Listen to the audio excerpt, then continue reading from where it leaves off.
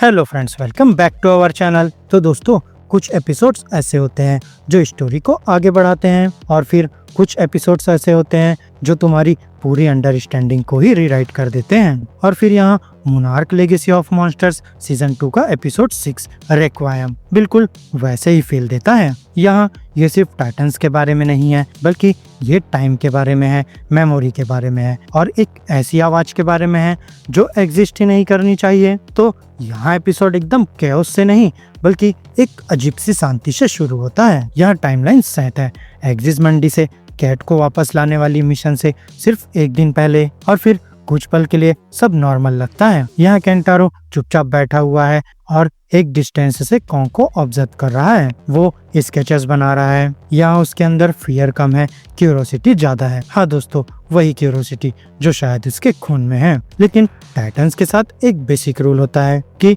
तुम जितना भी समझ लो, कंट्रोल कभी तुम्हारे पास नहीं होता। और फिर कॉन्ग उसे नोटिस कर लेता है।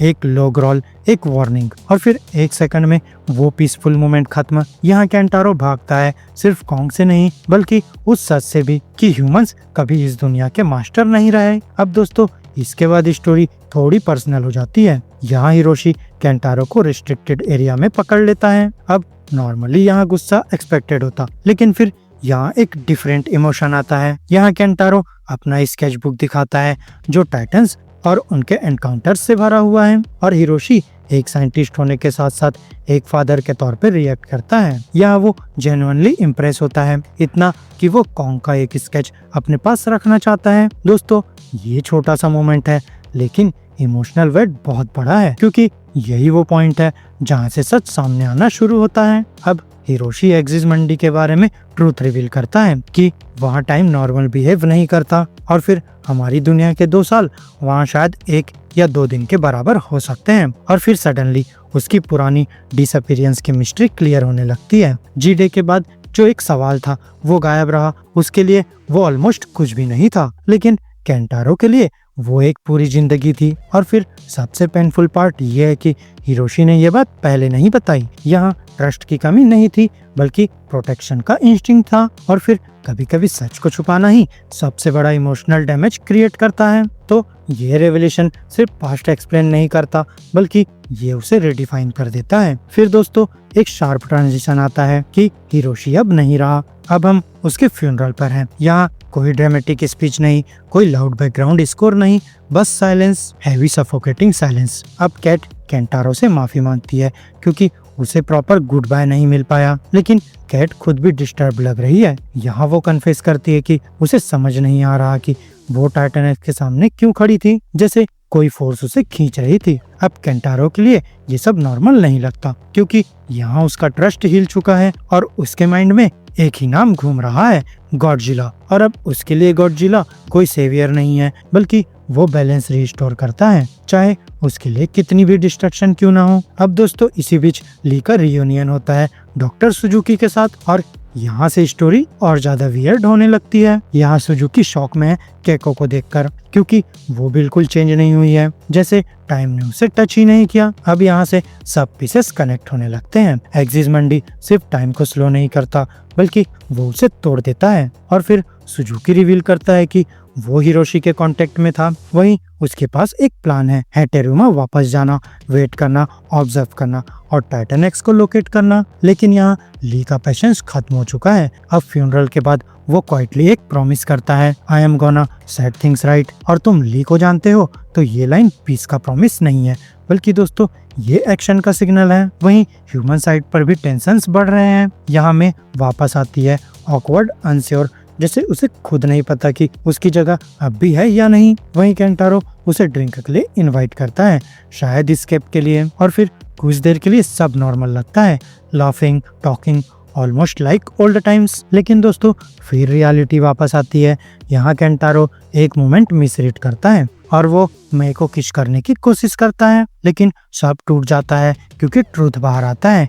यहाँ मे को केंटारो नहीं बल्कि कैट चाहिए। और दोस्तों, ये रेवलेशन उनके ऑलरेडी फ्रेजाइल ग्रुप को और तोड़ देता है। और दोस्तों, फिर आता है एक अनएक्सपेक्टेड ट्विस्ट। यहाँ बार में एक लड़की केंटारो को ऑब्जर्व कर रही होती है। ये सब कैजुअल फ्लर्टिंग से स्टार्ट होता है, लेकिन उसकी गेज कुछ ज्यादा ही फोकस्ड है। दोस्तों, फिर वो अपनी आइडेंटिटी रिवील करती है, इजाबेल वॉल्टर सिमंस की बेटी। अब यहाँ एपेक्स साइबरनेटिक्स का नाम आते ही स्टेक्स इंस्टेंटली हाई हो जाते हैं। अब केंटारो को रियलाइज होता है कि वो सिर्फ इसी स्टोरी का पार्ट नहीं है, बल्कि वो किसी के रडार पर है, watched, tracked, may be hunted. दोस्तों ये टेंशन उसके साथ घर तक आती है और फिर chaos, Titan alert, sirens, panic और फिर न्यूज आती है टाइटन एक्स जापान के कोस्ट के पास स्पॉटेड है। और फिर एंट्री होती है गॉडजिला की, मैसिव, अनस्टॉपेबल, डिस्ट्रक्टिव। यहाँ सिटी क्रम्बल होने लगती है, लोग भागते हैं, सब कुछ कोलैप्स हो रहा है। अब केंटारो मे को बचाने की कोशिश करता है और इस डिस्ट्रक्शन के बीच कैट अपीयर होती है, डिस्टर्बिंगली लेकिन काम, ये कहते हुए कि सब ठीक है, जबकि टाइटन्स क्लैश के लिए रेडी है। और फिर दोस्तों केंटारो उठ जाता है क्योंकि ये सब एक ड्रीम था। लेकिन दोस्तों ये सिंपल ड्रीम नहीं लगता, क्योंकि इस वर्ल्ड में ड्रीम से भी सिग्नल्स हो सकते हैं, वार्निंग्स हो सकते हैं।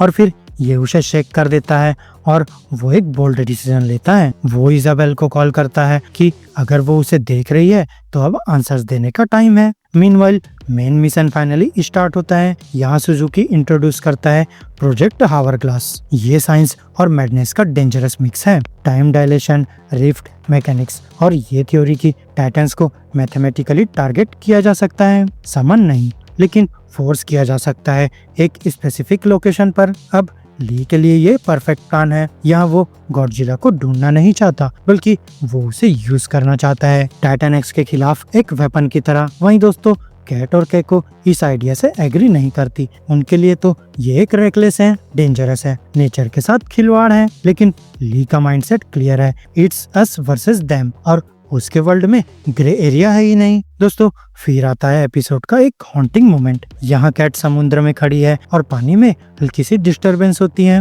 लेकिन हवा या वेव्स की वजह से नहीं, बल्कि नीचे कुछ है, कुछ जो उसे कॉल कर रहा है। अब वो उसे फील करती है बार बार जब से उसने टाइटन एक्स को रिलीज किया है। और फिर जब वो पानी के अंदर जाती है तो केको उस साउंड को रिकॉर्ड करती है। और दोस्तों ये एक टाइटन कॉल है, लेकिन एग्रेशन वाला नहीं, बल्कि ये फियर है, पैनिक है, डेस्परेशन है। तो टाइटन एक्स शिकार नहीं कर रहा, बल्कि वो तो खुद डरा हुआ है। और दोस्तों ये एक मैसिव शिफ्ट क्रिएट करता है। अब सवाल ये नहीं है कि टाइटन एक्स को कैसे रोका जाए, बल्कि सवाल यह है कि वो किस चीज से भाग रहा है। वहीं फिर फाइनल एक्ट में ली और सुजुकी माउंट ओसोर के रिफ्ट पर पहुंचते हैं। यहाँ मशीन एक्टिवेट होती है, एनर्जी बिल्ड होती है, रियलिटी डिस्टॉर्ट होने लगती है और फिर रिफ्ट वायलेंटली रिएक्ट करता है। अब कंट्रोल उनके हाथ से निकल जाता है। तब ली उस तरफ खींचने लगता है जैसे कोई फोर्स उसे अंदर बुला रहा हो। तभी सुजुकी सिस्टम शट डाउन कर देता है, लेकिन देर हो चुकी होती है